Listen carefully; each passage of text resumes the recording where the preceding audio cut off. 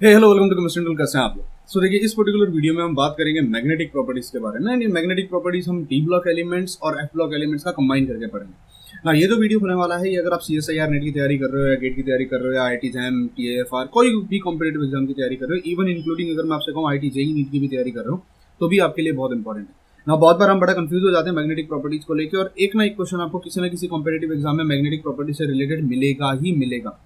सबसे पहले आपको ये पता होना चाहिए कि किसी भी एटम के अंदर मैग्नेटिज्म का ओरिजिन होता कहाँ से। अगर मैं आपसे कहता हूँ कोई एटम मैग्नेटिक है या नॉन मैग्नेटिक है, तो मैग्नेटिज्म का ओरिजिन होता है सबसे पहले इलेक्ट्रॉन के स्पिन की वजह से। जो आपका इलेक्ट्रॉन होता है उसके स्पिन की वजह से, और इलेक्ट्रॉन का ऑर्बिटल मोशन की वजह से, orbital motion of electron.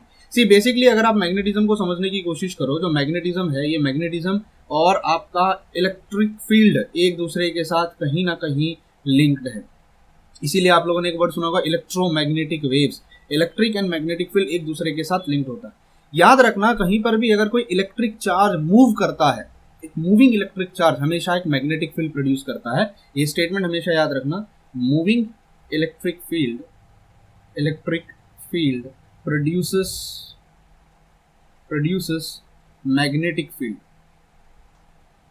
produces magnetic field। अब आप इस मूविंग की जगह पे एक वर्ड और भी यूज कर सकते हो, बहुत सारी जगहों पे लिखा जाता है ऑसिलेटिंग इलेक्ट्रिक फील्ड। अगर मेरे पास कहीं पर है, यानी एक ऐसा इलेक्ट्रिक फील्ड जो मूव कर रहा है पीरियोडिक तरीके से अगर वो मूव कर रहा है, तो वो एक इलेक्ट्रिक फील्ड अगर पीरियोडिकली मूव करेगा तो मैग्नेटिक फील्ड प्रोड्यूस करेगा।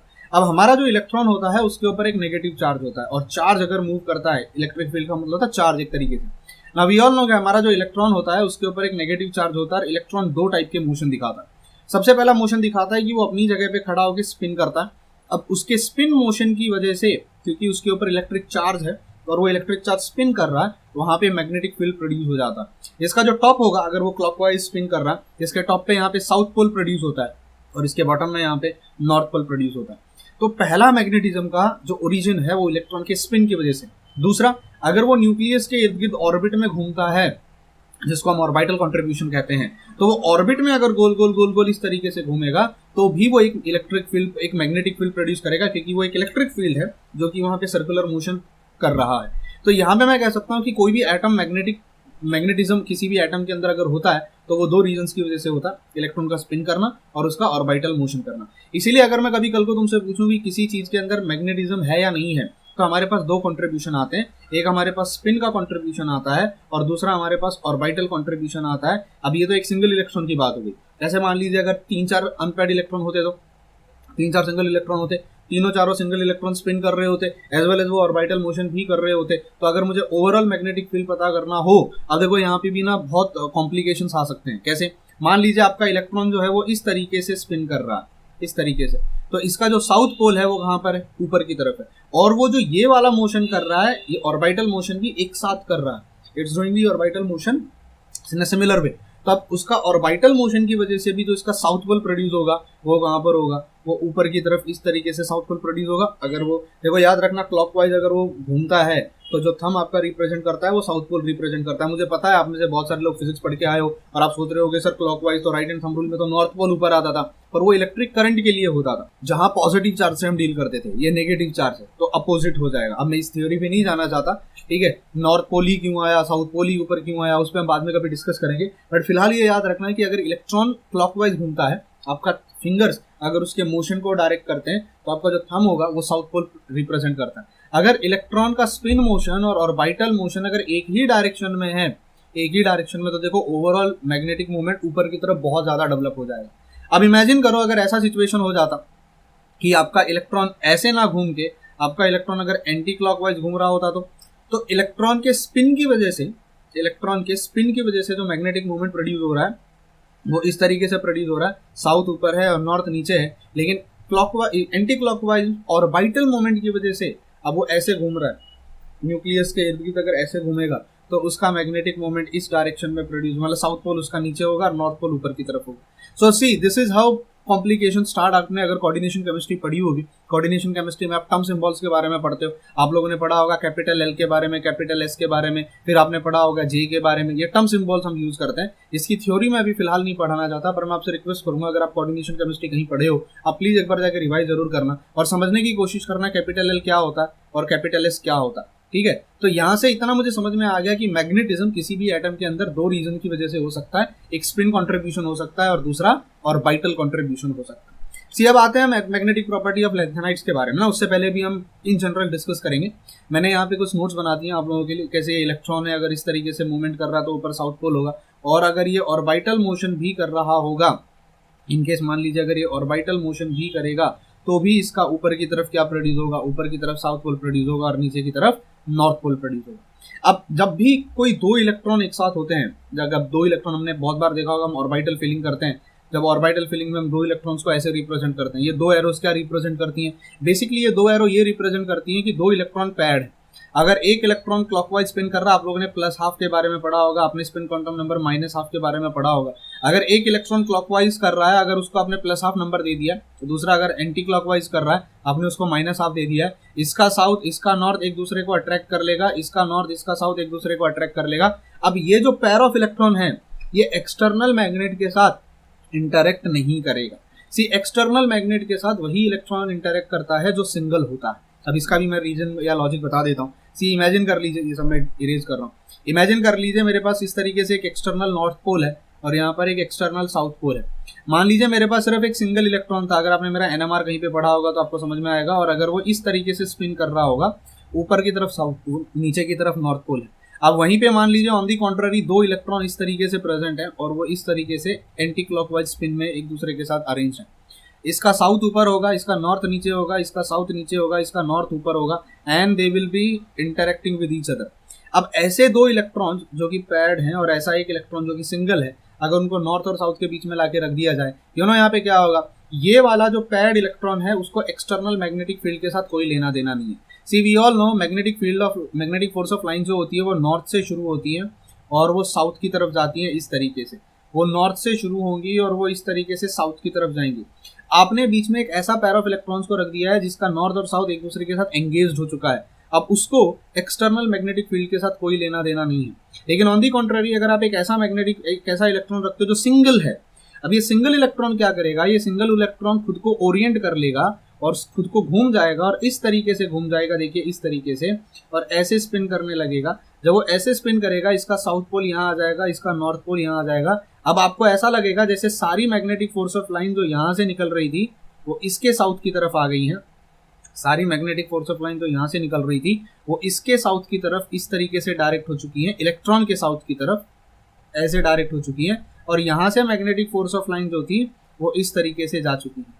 इससे क्या समझ में आया कि आपका ये जो इलेक्ट्रॉन है, जो अनपेयर्ड इलेक्ट्रॉन था, अनपेयर्ड सिंगल इलेक्ट्रॉन, वो मेरे एक्सटर्नल मैग्नेट के साथ इंटरेक्ट कर रहा है। ऑब्वियसली और भी मैग्नेटिक फोर्स ऑफ लाइन होंगी जो इस तरीके से बाहर से भी निकल जाएंगी, और भी मैग्नेटिक फोर्स ऑफ लाइन होंगी जो इस तरीके से बाहर से निकल जाएंगी। लेकिन ये इलेक्ट्रॉन में और इस इलेक्ट्रॉन में, ये पेयर ऑफ इलेक्ट्रॉन है और इस सिंगल इलेक्ट्रॉन में क्या फर्क है, ये समझ में आया। पेयर ऑफ इलेक्ट्रॉन कभी एक्सटर्नल मैग्नेटिक फील्ड के साथ इंटरेक्ट नहीं करता, एक तरीके से हम कहते हैं वो रिपेल करता है। तो कभी भी जब हमारे पास पेयर्ड इलेक्ट्रॉन होते हैं तो हम उसको कहते हैं डायामैग्नेटिक प्रॉपर्टी दिखा रहा है। क्या दिखा रहा है? डायामैग्नेटिक प्रॉपर्टी दिखा रहा है। और वहीं अगर वो सिंगल इलेक्ट्रॉन होगा, अब यहाँ पे डिफरेंट टाइप के प्रॉपर्टीज हो सकती हैं, या तो वो पैरामैग्नेटिक हो सकता है, या तो वो पैरामैग्नेटिक हो सकता है, या तो वो फेरोमैग्नेटिक। अब पैरामैग्नेटिक और फेरोमैग्नेटिक में क्या फर्क है, मेरे सॉलिड स्टेट के वीडियो के लेक्चर्स में आप जाके देखिएगा। मैग्नेटिक प्रॉपर्टीज इन सॉलिड में मैंने पूरा डिटेल में एक्सप्लेन किया हुआ है, मैं उस पर भी फिलहाल नहीं जाना चाहता हूँ कि what is the difference between paramagnetic, ferromagnetic क्या होता है, Neel temperature, Curie temperature, anti ferromagnetism, ठीक है। और ये सारी चीज़ें मैंने अलग से एक वीडियो में एक्सप्लेन कर रखी हैं। बट एक बेसिक आइडिया मैं आपको देने वाला हूँ कि कैसे इलेक्ट्रॉन्स अगर सिंगल या पैड होते हैं तो क्या फर्क पड़ता है। तो पैड इलेक्ट्रॉन को हम हमेशा डायामैग्नेटिक नेचर कहते हैं। इसीलिए अगर किसी एटम के अंदर सारे इलेक्ट्रॉन पैड होते हैं, जैसे लुटेशियम +3, अब लुटेशियम +3 में F14 होता है। अब आप लोगों को मैंने इसकी इलेक्ट्रॉनिक कॉन्फ़िगरेशन सिखा रखी है प्रीवियस वीडियोस में, आई होप आप लोगों ने ये देखी होगी। Electronic configuration of F block elements यहाँ मैंने बताई दी। अगर लुटेशियम +3 में भी चला जाता है, +3 में उसके D का 1 इलेक्ट्रॉन चला जाएगा, S का 2 इलेक्ट्रॉन चला जाएगा, F14 होगा। F14 होने का मतलब होता है उसके अंदर 7 के 7 इलेक्ट्रॉन पैड हैं मतलब 7 ऑर्बिटल्स में जो इलेक्ट्रॉन्स थे वो पैड है, मेरे पास 7 पेयर ऑफ इलेक्ट्रॉन है, तो ल्यूटेशियम +3 जो होगा वो कोई मैग्नेटिज्म नहीं दिखाएगा बिकॉज उसके अंदर F14 इलेक्ट्रॉनिक कॉन्फ़िगरेशन हो जाती है।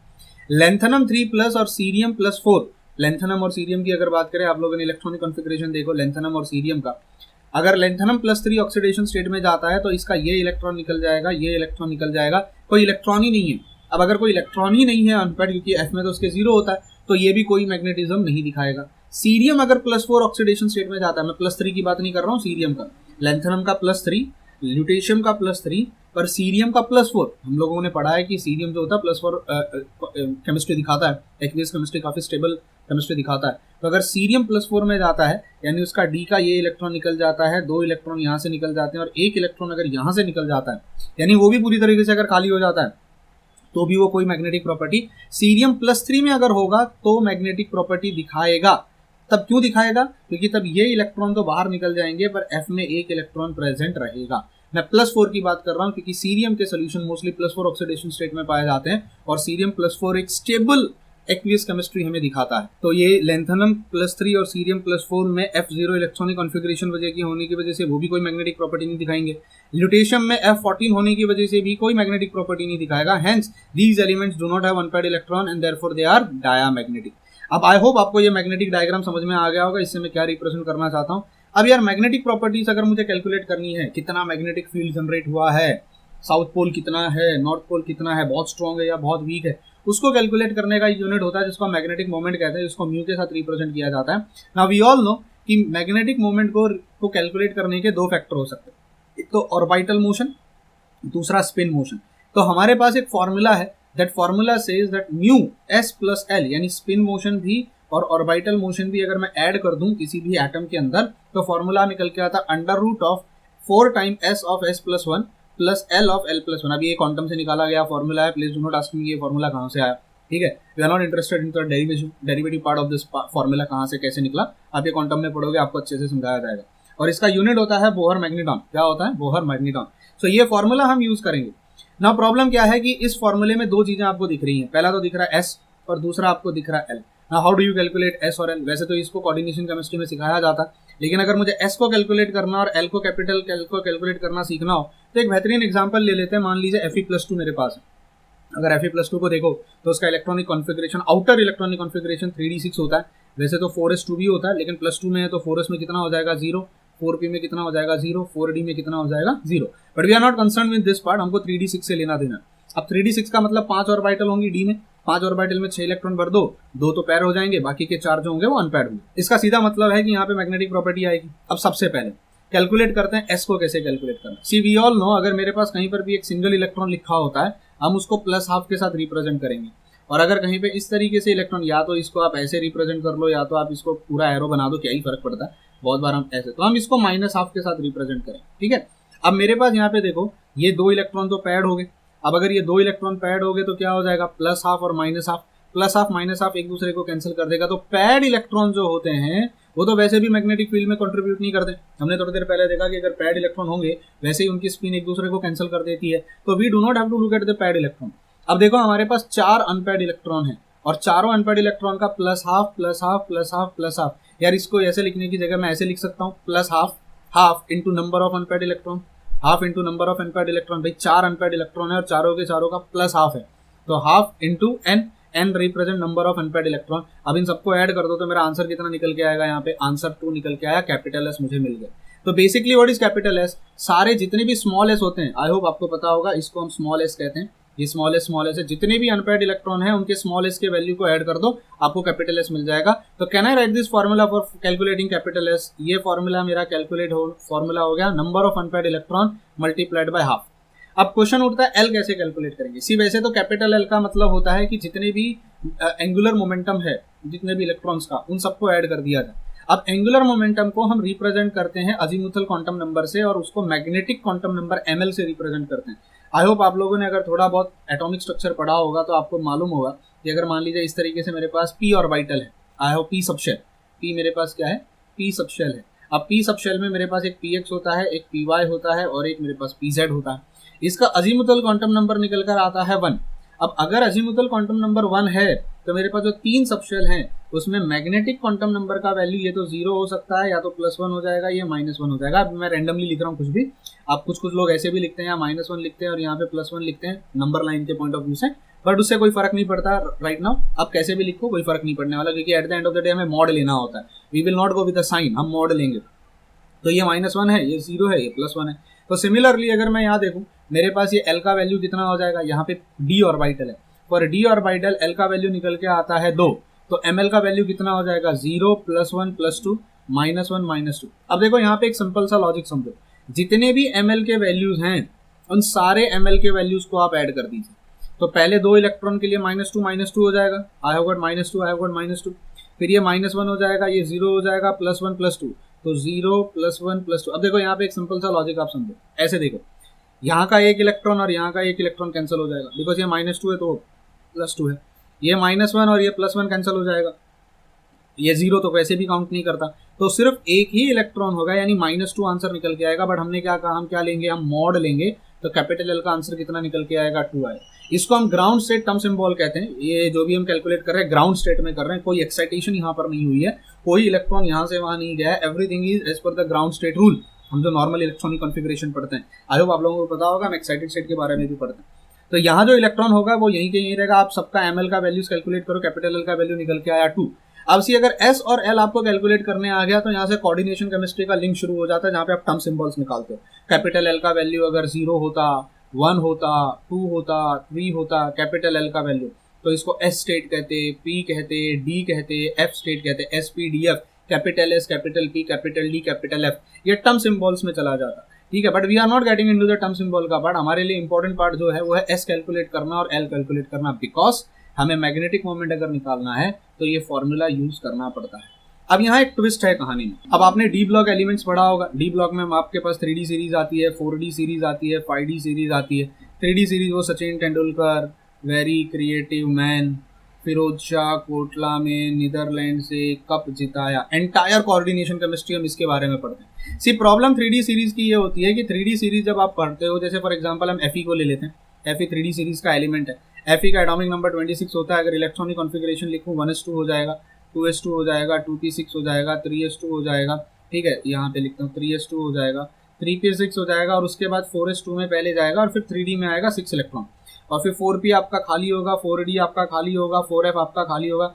अब इसमें भी अगर ये +2 ऑक्सीडेशन स्टेट में चला जाता है तो ये 2 इलेक्ट्रॉन भी खाली। अब देखो डायरेक्ट आपके पास अगर कल को यहाँ पे 6 लिगेंड आते हैं, अगर इस Fe के पास 6 लिगेंड आते हैं तो वो डायरेक्ट किसके साथ इंटरेक्ट करेंगे? भाई सीधी सी बात है, वो इंटरेक्ट करने वाले 3D के साथ, क्योंकि यही ऑर्बिटल है जो सामने सामने उनको दिखाई देगी। 4 जो शेल है, 4th शेल, उसमें तो कोई भी इलेक्ट्रॉन नहीं है, तो डायरेक्ट इंटरेक्शन किसके साथ होगा? डी के इलेक्ट्रॉन के साथ। अब यही प्रॉब्लम होती है कि जो फर्स्ट ट्रांजिशन सीरीज होती है ना, उसके जो इलेक्ट्रॉन होते हैं उसका इंटरेक्शन, उसके जो इलेक्ट्रिक फील्ड का इंटरेक्शन जो होता है वो स्पिन तो कर रहे होते हैं, स्पिन करेंगे लेकिन लिगेंड के साथ इंटरेक्ट करेंगे। आई होप आप लोगों ने ये पढ़ा होगा कि हमारे पास क्रिस्टल फील्ड स्प्लिटिंग हो जाती है, वो एक्स ऑर्बिटल डी एक्स और Y square orbital D Z square orbital के साथ, है ना, क्रिस्टल फील्ड स्प्लिटिंग होती है। तो इलेक्ट्रॉन जो 3D सीरीज में प्रेजेंट है वो डायरेक्ट लिगेंड्स के साथ इंटरेक्ट करता है। ये डायरेक्ट इंटरेक्शन जो होता है ना, इतना स्ट्रॉन्ग 4D और 5D में नहीं होता जितना 3D सीरीज के साथ होता है। 3D सीरीज के केस में लिगेंड के साथ जो इसीलिए आप लोगों ने पढ़ा होगा क्रिस्टल फील्ड स्प्लिटिंग के बारे में, you must have studied this. ठीक है, आप लोगों ने पूरी कोऑर्डिनेशन केमिस्ट्री पढ़ी होगी। तो first row of transition series जो होता है उसमें ऑर्बिटल कंट्रीब्यूशन वो जो होता है यूजुअली क्वेंच्ड हो जाता है, यानी नहीं हो पाता। जो मैग्नेटिक फील्ड ऑर्बिटल मोशन की वजह से प्रोड्यूस होने वाला था वो कम हो जाता है, तो सिर्फ स्पिन का कंट्रीब्यूशन होता है। तो हमारा जो ये फॉर्मूला है, अगर आप इस फॉर्मूले को ध्यान से देखो, इस फॉर्मूले में स्टार्टिंग का जो ये यूनिट है ये किससे डील करता है? ये स्पिन के साथ डील करता है। और ये वाला जो है ये किसके साथ डील करता है? ऑर्बिटल मोशन के साथ डील करता है, ऑर्बिट में वो कैसे मूव कर रहा है। अब ऑर्बिटल मोशन क्वेंच हो जाएगा क्योंकि इलेक्ट्रॉन जो प्रेजेंट है, ये जो मेरा इलेक्ट्रॉन यहाँ पे प्रेजेंट है, ये लिगेंड्स के साथ इंटरेक्ट कर रहा है, और इलेक्ट्रिक इंटरेक्शन जो इलेक्ट्रिक इंटरेक्शन होता है, इलेक्ट्रिक फील्ड जो उसका होता है वो लिगेंड के साथ इंटरेक्ट करने में बिजी हो गया। तो 3D सीरीज में फॉर्मूला सिर्फ क्या हो जाएगा? ये पूरा सेक्शन डिलीट हो जाता है और म्यू का फॉर्मूला सिर्फ बचता है 4s of s+1। This is exclusively for first row transition series, यानी कौन सी सीरीज? जिसको हम 3D सीरीज कहते हैं। यही फॉर्मूला आपको 12th स्टैंडर्ड में पढ़ाया गया था। उस समय आपको लॉजिक नहीं पढ़ाया जाता था कि सिर्फ अनपेड इलेक्ट्रॉन वाला फॉर्मूला ही क्यों यूज करते हैं 3D सीरीज में, why don't we use the another formulas. और फिर सडनली फॉर्मूला बदल जाता है जब आप बाकी के एलिमेंट्स में जाते हो या बाकी की चीजों में जाते हो। तो ये और उस समय आपको शायद ये फॉर्मूला भी नहीं पढ़ाया गया होगा, ये फॉर्मूला आपको ये n of n+2 वाला फॉर्मूला पढ़ाया गया होगा। अब ये फॉर्मूला कहाँ से निकल के आता, देखो S4s s+1 हमारा फॉर्मूला। अब मुझे बताओ S कैसे कैलकुलेट करते हो, कैपिटल S कैसे कैलकुलेट करते हो, unpaired electron multiplied by half किसी भी एटम का अनपेड। अब S की जगह n/2 लिख लो, यहाँ पर n/2 लिख लो +1, तो ये 2 1 जा 2 कैंसिल हो जाएगा, ये 2 2 जा 2, तो ये 2n हो जाएगा, और यहाँ पे 2 ऊपर चला जाएगा, n+2/2 हो जाएगा। अब ये वाला 2 और ये वाला 2 भी कैंसिल हो जाएगा, फाइनली n of n+2 बचेगा। ये फॉर्मूला आप डायरेक्ट यूज कर सकते हो उन एटम्स के लिए, ये फॉर्मूला उन एटम्स के लिए डायरेक्ट कैलकुलेट कर सकते हो जिसमें ऑर्बिटल कंट्रीब्यूशन 0 होता है, यानी जहां पर L का कंट्रीब्यूशन नहीं होता। आई बात समझ में। और ये फॉर्मूला सिर्फ कहाँ यूज करोगे, सिर्फ 3D सीरीज के लिए यूज करोगे, 4D 5D सीरीज के लिए नहीं यूज करोगे। आई होप यहां तक का फंडा क्लियर है। अब इसी का यूज करके, इस फॉर्मूले का यूज करके मैंने यहाँ पूरी एक लिस्ट बना दी है, ये स्कैंडियम 3D सीरीज की लिस्ट बना दी है। मैं एक और ट्रिक यहाँ पे देना चाहता हूँ 3D सीरीज का। अगर सारे एलिमेंट्स को देखो, Sachin Tendulkar very creative man, Feroz Shah Kotla में नीदरलैंड से कप जिताया, अगर सब +2 ऑक्सीडेशन स्टेट में, which is the common oxidation state, 3D1 3D2 से लेके 3D10 तक, देखो एक एक करके 3D5 तक अगर आप जाओ, if you go till 3D5, एक एक करके नंबर ऑफ अनपेड इलेक्ट्रॉन धीरे धीरे बढ़ेगा, और उसके बाद अनपेड इलेक्ट्रॉन धीरे धीरे धीरे धीरे कम होने लगेगा। Can you see this? तो मैंगनीज तक आपका अनपेड इलेक्ट्रॉन मैक्सिमम होगा, और उसके ऊपर और उसके नीचे धीरे धीरे आप देखोगे नंबर ऑफ अनपेड इलेक्ट्रॉन कम होने लगते हैं। हमारा अब देखो यहाँ पे कितना अनपेड इलेक्ट्रॉन है, एक ट्रिक ऑब्जर्व करना, आपके कॉम्पिटिटिव एग्जाम में आधे सेकंड में, मतलब आधा सेकंड तो बहुत ज्यादा हो गया, बहुत कम हो गया, 2 सेकंड में आप 2-3 सेकंड में आप आंसर निकाल सकते हो अगर आपको इलेक्ट्रॉनिक कॉन्फ़िगरेशन समझ में आ गई हो।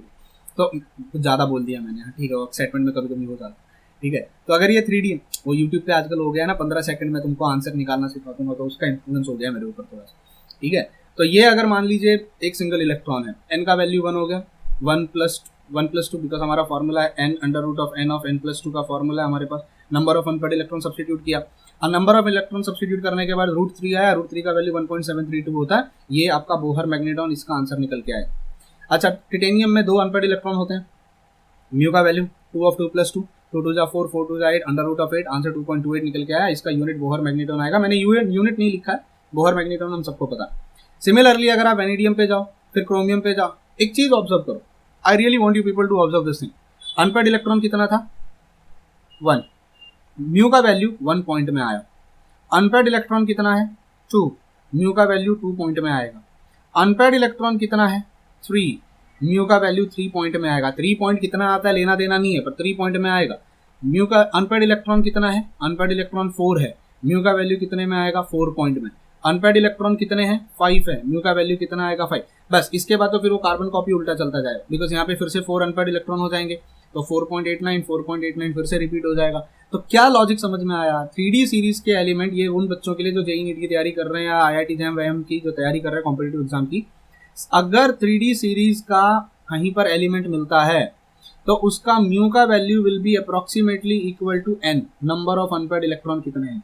अगर 1 अनपेड इलेक्ट्रॉन है तो 1 पॉइंट में आंसर आएगा, 2 अनपेड इलेक्ट्रॉन है तो 2 पॉइंट में आंसर आएगा, 3 अनपेड इलेक्ट्रॉन है तो 3 पॉइंट में आंसर आएगा। ये ट्रिक याद रखना, कोई भी कॉम्पिटिटिव एग्जाम दोगे आंसर निकालना बड़ा ईजी होगा।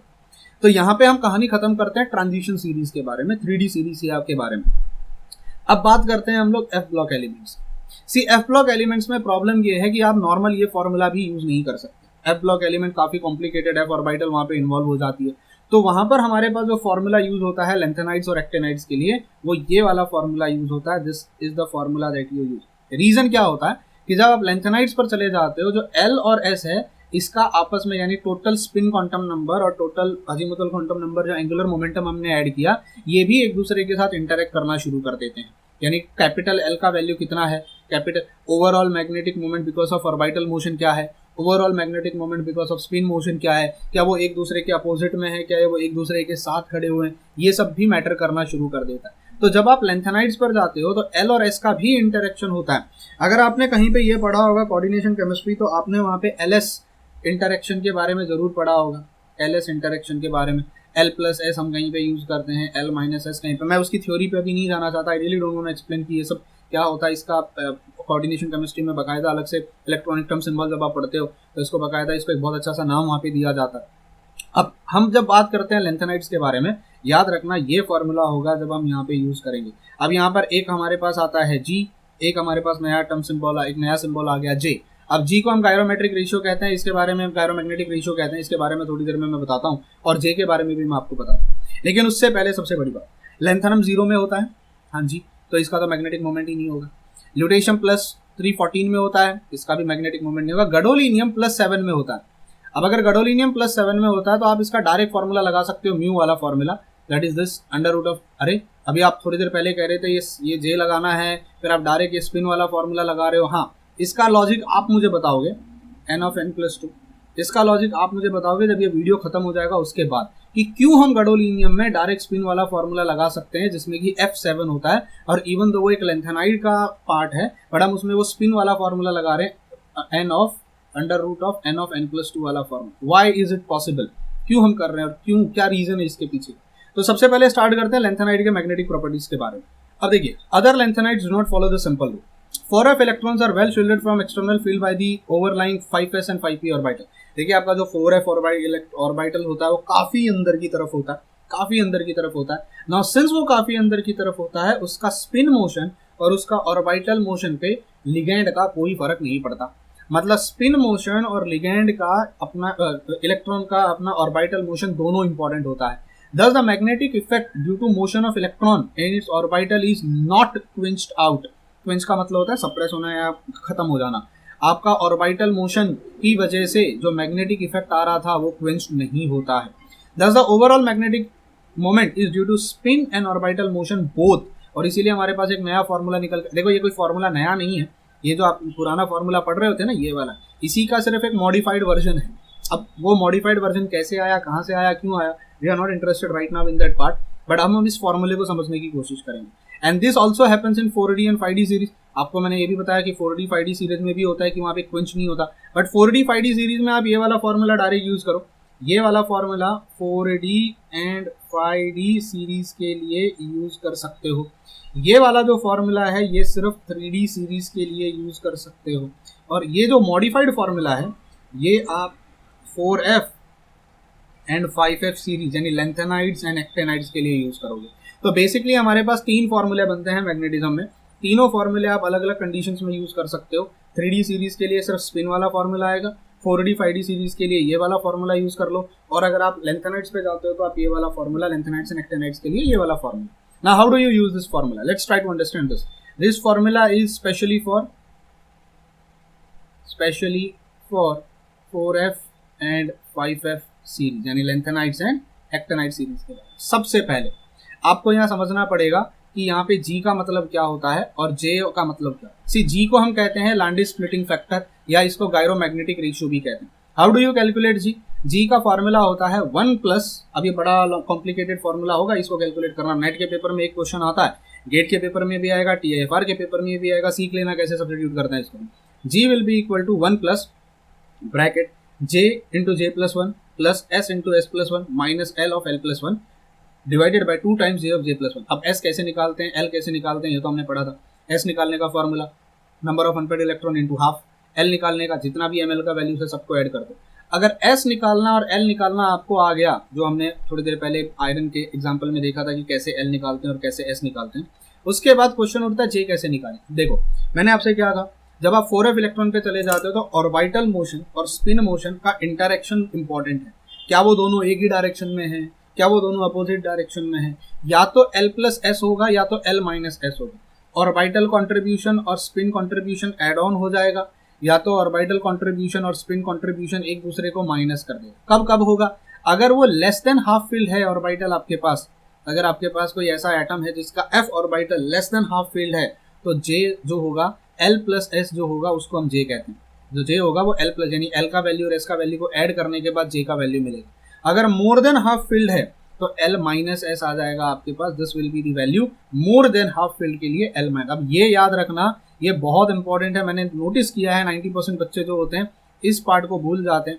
ये पार्ट जे का वैल्यू कैसे हम कैलकुलेट करते हैं। और ये टर्म सिंबल्स में भी आता है, ये टर्म सिंबल्स में भी इंपॉर्टेंट, जब आप कोऑर्डिनेशन केमिस्ट्री पढ़ना स्टार्ट करोगे तब आपको ये कोऑर्डिनेशन में इलेक्ट्रॉनिक कॉन्फ़िगरेशन, इलेक्ट्रॉनिक स्पेक्ट्रोस्कोपी में, या जब आप वहाँ पे पढ़ते हो वो टर्म सिंबल पूरा लिखना तब सिखाया जाता है। वहाँ पे आप लोगों ने पढ़ा होगा L 2 टाइम्स S+1 और नीचे J, इसको हम टर्म सिंबल कहते हैं। तो वहाँ पर भी ये सब चीज़ें इंपॉर्टेंट होती है और सेम फॉर्मूला सेम लॉजिक वहाँ पर भी लगेगा। तो प्लस कब करना है, less than half field, minus कब करना है, मोर देन हाफ फील्ड।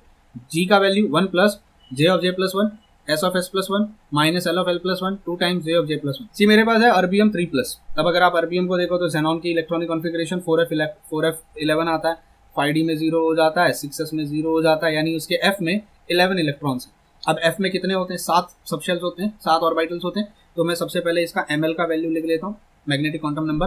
तो ये 0 +1 +2 +3 -1 -2 -3, 11 इलेक्ट्रॉन्स को मैंने फिल कर दिया। पहले सिंगल सिंगल सिंगल सिंगल भरूंगा और फिर pairing pairing pairing pairing start करूंगा। नंबर 1 हमें क्या निकालना है, सबसे पहले हम L S और J निकालेंगे। सबसे पहले L S J निकालेंगे। L कैसे निकालोगे, अब मैंने आप लोगों को सिंपल लॉजिक क्या बताया था, देखो ये +3 का 1 इलेक्ट्रॉन -3 का 1 इलेक्ट्रॉन कैंसिल, यहाँ पे फिर +2 -2 कैंसिल, +1 जितने ये इलेक्ट्रॉन होगा वही ऐड होगा। तो 3 + 2 + 1 यानी आंसर 6 निकल के आएगा। हमें मॉड लेना है। लॉजिक समझा मैंने क्या किया, देखो ये -3 + 3 कैंसिल, -2 + 2 कैंसिल, -1 + 1 कैंसिल, 0 तो कंट्रीब्यूट वैसे भी नहीं करेगा। तो यहाँ सिर्फ 1 इलेक्ट्रॉन बचता है, यहाँ सिर्फ 1 इलेक्ट्रॉन बचता है, यहाँ सिर्फ 1, यानी क्या बचा, -3 -2 -1 एक बार बचा। ऐड कर लो, आंसर कितना निकल के आ गया, 6 निकल गया। एस का वैल्यू कितना होगा, 1 2 3 अनपेड इलेक्ट्रॉन है, बाकी सारे पैड है। तो 3 × हाफ आंसर निकल के आया 3/2। अब सी यहाँ में ना एक मिस्टेक कर दी है मैंने, मोर देन हाफ फील्ड में यहाँ प्लस आएगा और लेस देन हाफ फील्ड जो होगा ना वहाँ माइनस आएगा। तो मैं यहाँ इसको हटा देता हूँ, मैं इसको माइनस लिख देता हूँ। तो ये हो जाएगा minus less than half field, और मोर देन हाफ फील्ड होगा तो प्लस आएगा। बस इसको याद रखना, ये टाइपिंग एरर हो गई है, ठीक है। तो यहाँ पर आंसर कितना निकल के आएगा, 3/2। अब मुझे जे का वैल्यू निकालना है, it's more than half field. अगर मोर देन हाफ फील्ड है तो मैं क्या करूँगा, L + S करूँगा। तो L + S 15/2 आंसर है। अभी इसका आप चाहिए तो 3/2 का आंसर लिख लो, और आप 15/2 का चाहिए तो आप आंसर लिख लो, आपकी मर्जी। बट मैं कहूँगा इसको ऐसे ही रखो, लाइक डोंट राइट 3/2 का आंसर अभी फिलहाल, ठीक है। अब L का, क्योंकि हमको मालूम है हमारा जो फॉर्मूला होने वाला है उसमें L + L, L × L + 1, S × S + 1, J × J + 1, J × J + 1 use होगा जी के फॉर्मूले में। तो हम पहले ही निकाल लेते हैं। तो L + 1, S + 1, J × J + 1 आपने सब्स्टिट्यूट किया, फॉर्मूला निकाला। देखो इनको, इसको मैंने डायरेक्ट सॉल्व कर दिया, आप प्लीज इसको चेक कर लेना कैसे सॉल्व करते हैं, ठीक है। तो इसका आंसर कितना निकल के आया, 42। और वैसे भी अगर आप नेट सेट के या जैम के पेपर में जा रहे हो, कैलकुलेटर अलाउड है, तो आपको इतना कैलकुलेशन की टेंशन लेने की जरूरत नहीं है। इसका आंसर 42, इसका 3.75, इसका 63.75 है। क्रॉस चेक कर लेना एक बार, ठीक है। देखो मिस्टेक हो सकती है। अब थोड़ी देर पहले ही मैंने यहाँ पे न्यूमेरिकल मैंने प्रॉपर सॉल्व किया, यहाँ पे सब कुछ राइट लिखा, और यहाँ मैंने गड़बड़ कर दी, वो प्लस और माइनस का ऊपर नीचे कर दी, ठीक है। तो कभी कभी ह्यूमन एरर हो सकती है, हो सकता है मेरे से यहाँ पे कुछ कैलकुलेशन में मिस्टेक हो गई हो, आप एक बार क्रॉस चेक कर लेना। अब ये भी मेरे पास रेडी है, ये मेरे पास रेडी है, मुझे बस इन वैल्यूज को यहाँ सब्स्टिट्यूट करना है, जी का वैल्यू निकालना है। जी का वैल्यू मेरे पास एक बार निकल गया, उसके बाद सिर्फ इसमें जे का वैल्यू जो मैंने ऑलरेडी निकाला हुआ है, जी का वैल्यू जो यहाँ सिर्फ जे का वैल्यू निकालना जो कि प्लस हो या माइनस होगा वो इंपॉर्टेंट है, और जी का वैल्यू निकालना जो कि इतने सारे बड़े से फॉर्मूले में आएगा वो इंपॉर्टेंट है। एक बार आपने ये कर दिया, इसके बाद सब्स्टिट्यूट करके आंसर निकाला, कहानी खत्म। एक और एग्जांपल लेते हैं, नियोडियम का कितना है, +3 है, 4f3 होता है, सिर्फ 3 इलेक्ट्रॉन्स हैं मेरे पास, सिर्फ 3 इलेक्ट्रॉन्स हैं। L का वैल्यू कितना हो जाएगा, 3 2 1। अब मैंने प्लस इस साइड लिखा है, माइनस उस साइड लिखा है, ताकि कैलकुलेशन में आप चाहो तो यहाँ -3 लिख सकते हो, -2 लेना तो मॉड ही है, क्या फर्क पड़ता है। तो यहाँ 6 हो जाएगा, 3 इलेक्ट्रॉन है तो 3/2 हो जाएगा। सेम जो L और S का वैल्यू यहाँ आया, L और S का वैल्यू 6 और 3/2, 6 और 3/2। बस फर्क क्या है, यहाँ लेस देन हाफ फील्ड। अब लेस देन हाफ फील्ड अगर होगा तो माइनस करना है, वहां मोर देन हाफ फील्ड था तो प्लस करना था। बस ये डिफरेंस याद रखना। मेरे से भी मिस्टेक हो गई थी यहाँ पे, ये आपसे मिस्टेक नहीं होनी चाहिए, ठीक है। तो L का L - S आएगा तो 6 - 3/2, आंसर मैंने 4.5 लिख दिया डायरेक्ट, मैंने 4.5 जो भी। अब 6 - 3/2 का मैं फ्रैक्शन में नहीं लेना चाहता था, मैंने 4.5 लिख दिया। अब L of L + 1, S of S + 1, J of J + 1, तीनों वैल्यूज मैंने निकाल लिया, कैलकुलेट कर लिया। इन तीनों वैल्यूज को इस मेरे जी वाले फॉर्मूले में, जो कि ये बड़ा सा फॉर्मूला है मेरे पास, इस वाले फॉर्मूले में सब्स्टिट्यूट किया, सॉल्व किया, आंसर निकाला। यहाँ पे जी का वैल्यू अगर मुझे मिल गया, जी का वैल्यू हमारा फॉर्मूला, फिर म्यू का फॉर्मूला क्या हो जाएगा, mu will be G of √J of J + 1। इसमें जी का वैल्यू सब्स्टिट्यूट किया। बस याद रखना जी का वैल्यू कैसे निकालते हैं, 1 plus bracket J of J + 1 plus S of S + 1 minus L of L + 1 bracket close whole divided by 2 times J of J plus 1 bracket close. ये इसीलिए सबसे पहले एस एल और जे निकालो, फिर उसके बाद में L into L plus 1, S into S plus 1, J into जे प्लस 1 निकालो। बस अगर इतना आपने निकाल लिया तो फिर सिर्फ वैल्यू सब्स्टिट्यूट करके सॉल्व करना है, वो भी बहुत बड़ी बात नहीं है, आप आंसर निकालोगे। कितना निकल के आया? 3.61 BM निकल के आया। As simple as that.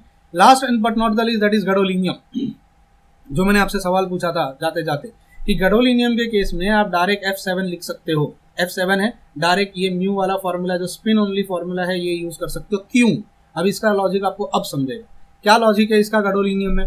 देखो एल का कॉन्ट्रीब्यूशन 0 हो जाता है क्योंकि 7 इलेक्ट्रॉन्स हैं, 7 के साथ में सिंगल इलेक्ट्रॉन। अगर यहाँ -3 है, यहाँ +3 है, यहाँ -2 है, यहाँ +2 है, यहाँ +1 है, यहाँ -1 है, यहाँ 0 है, कोई कंट्रीब्यूशन नहीं आएगा एल की वजह से। अब अगर यार एल का मैंने वैसे ही आपसे कहा कंफ्यूजन क्रिएट मत करना। हमारे पास 3 फॉर्मूले हैं। पहला फॉर्मूला म्यू का है, mu will be equal to √4 time S of S plus 1 plus L of L plus 1। ये हमारे पास फॉर्मूला है। इसी फॉर्मूले से हमने बनाया √n ऑफ n प्लस 2 का फॉर्मूला, जहाँ पे l का कंट्रीब्यूशन हमने 0 कर दिया। इस फॉर्मूले में l का कंट्रीब्यूशन 0 हो गया, सिर्फ s का कंट्रीब्यूशन था। s से हमने फॉर्मूला निकाल लिया, s will be equal to n into half. उस फॉर्मूले से हमने सॉल्व कर दिया। तीसरा फॉर्मूला जो हमने निकाला वो था mu √g of j plus 1। इस फॉर्मूले में भी आप ऐसे निकाल सकते हो। g का फॉर्मूला क्या हो जाएगा? 1 plus j of j plus 1 plus s of s plus 1 minus l of l plus 1 bracket close whole divided by 2 times j of j plus 1। इस तरीके से bracket close √j of j plus 1। See ये तीनों फॉर्मूले एक ही जैसे हैं। अगर ऑर्बिटल कंट्रीब्यूशन यहाँ पर 0 हो रहा है तो वैसे ही आपका आंसर 7 पॉइंट में फिर आ जाएगा, बिकॉज s का वैल्यू कितना हो जाएगा? 7/2। j का वैल्यू ऑब्वियसली अब प्लस करो माइनस। अब कुछ बच्चे पूछेंगे अगर 7 हो गया तो मोर than half field less than half, कोई फर्क नहीं पड़ता ना। l का वैल्यू तो वैसे भी 0 है, तो लेस देन हाफ फील्ड या मोर देन हाफ, प्लस और माइनस का तो सवाल ही नहीं होता। जो s का वैल्यू है, जो s का वैल्यू वही j का वैल्यू हो जाएगा। कुछ बच्चे ये पूछते हैं ना कि j का वैल्यू जो होगा वो आपने l प्लस एस लिखा और l माइनस एस लिखा, मोर than half field less than half. अगर हाफ फील्ड होगा तो क्या फर्क पड़ता है? l का वैल्यू 0 हो जाएगा, फिर s का वैल्यू से कोई फर्क, और s का वैल्यू हमारा जो होता है वो हमेशा प्लस में आता है। s का वैल्यू हमेशा प्लस में आता है, तो 7/2 ही आंसर आएगा।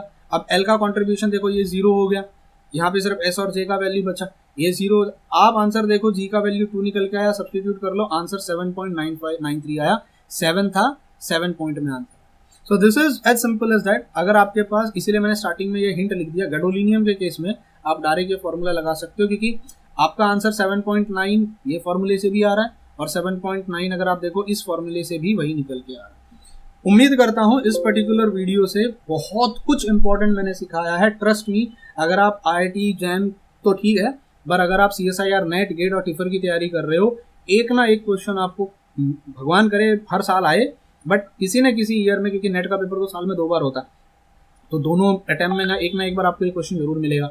मैग्नेटिक प्रॉपर्टी का एक क्वेश्चन पूरे पेपर में कहीं ना कहीं आपको देखने मिलेगा। क्वेश्चन कैसे भी घुमाया जा सकता है, जरूरी नहीं है कि क्वेश्चन स्ट्रेट फॉरवर्ड आएगा कि भाई बताओ मैग्नेटिक प्रॉपर्टी क्या होती है। Question can be in any form ना। यहाँ पे मैंने ग्राफ बताया हुआ है, ये ग्राफ ऐसा इतना तो इंपॉर्टेंट नहीं है, बट फिर भी मैं बता देता हूँ। देखो, अगर आप सिर्फ स्पिन ओनली फॉर्मूला लगाते हो, जो फॉर्मूला हमारा √n ऑफ n प्लस 2, तो उस फॉर्मूले के हिसाब से जैसे जैसे नंबर ऑफ अनपेयर्ड इलेक्ट्रॉन बढ़ेंगे वैसे वैसे म्यू का वैल्यू बढ़ना चाहिए। यहाँ पे हमने म्यू का वैल्यू, और मैक्सिमम म्यू का वैल्यू किसके लिए होना चाहिए? गैडोलिनियम के लिए, जिसमें +7 होता है, F7 होता है। और फिर जैसे जैसे आप आगे चले जाओगे, जैसे आपने यहाँ देखा था इस केस में, आपने इस केस में देखा मैंगनीज तक वैल्यू बढ़ रहा था, और उसके बाद फिर मैंगनीज के बाद वैल्यू डिक्रीज होने लग गया।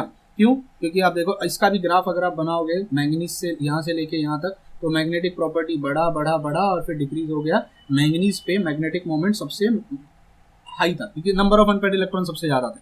तो अगर स्पिन ओनली फॉर्मूला आप लगाते हो तो ये ग्राफ निकल के आना चाहिए, ये वाला देख रहे हो, can you see this graph. लेकिन जब आप एक्चुअल फॉर्मूला लगाते हो, स्पिन प्लस ऑर्बिटल वाला formula, that is mu will be equal to g of √j plus 1 वाला, j ऑफ j प्लस 1 वाला फॉर्मूला, तो हमें डिफरेंट वैल्यूज मिलती हैं which do not follow spin only magnetic formula.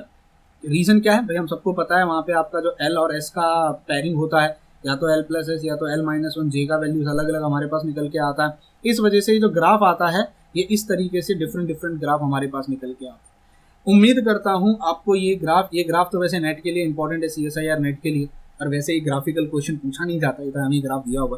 What is important is using this formula, ये formula कैसे use करना है, कैसे वैल्यूज को ढूंढ के निकालना है, इस फॉर्मूले में क्या क्या टर्म इन्वॉल्व है, स्पिन ओनली फॉर्मूला किसके लिए यूज किया जाता है, डी ब्लॉक के लिए, वो भी स्पेशली 3D सीरीज के लिए हम कौन सा फॉर्मूला यूज करते हैं, मैग्नेटिज्म का ओरिजिन कहाँ से होता है, थ्योरी पहले इंपॉर्टेंट है तो समझ में आनी चाहिए, और कैसे यहाँ पे आपका ओवरऑल मैग्नेटिक मोमेंट के साथ आपका कैसे L+ और L- होता है।